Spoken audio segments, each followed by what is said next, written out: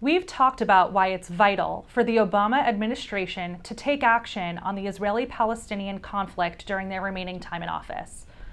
Today, we're going to dive deeper and explore one of the steps that they could take. In the absence of diplomatic progress, the situation on the ground for Israelis and Palestinians has gone from bad to worse.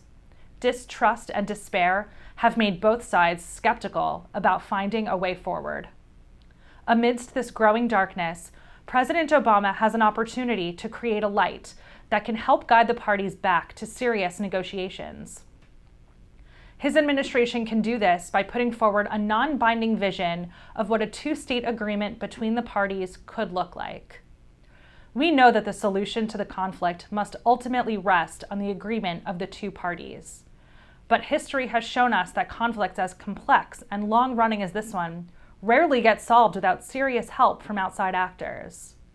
In Northern Ireland, in the Balkans, and in negotiations between Israel and Egypt, the U.S. has played a key role in helping to mediate landmark peace accords. When it comes to the Israeli-Palestinian conflict, American presidents have also taken an active role, helping to bring the parties together and shape the outlines of an end to the conflict. Now, at a critically important moment, we have the opportunity to do so again. By laying out ideas for a two-state solution, the U.S. can help create favorable conditions for productive negotiations. This vision would help focus the two parties on the central issues and core compromises needed to reach an agreement. This vision could also help to bridge gaps and establish trust.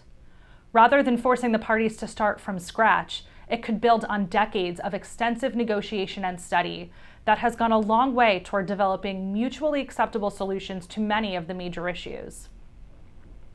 In the international arena, the president could help to unite key American allies behind this vision, committing them to help the parties end the conflict.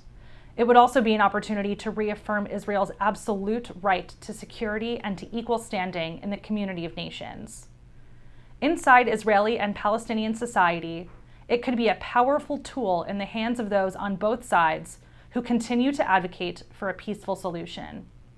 They could use it as a starting point to drive important conversations about the way forward and to reestablish a horizon for resolving the conflict. For the sake of both peoples and the long-term interests of both Israel and the United States, it's time for action.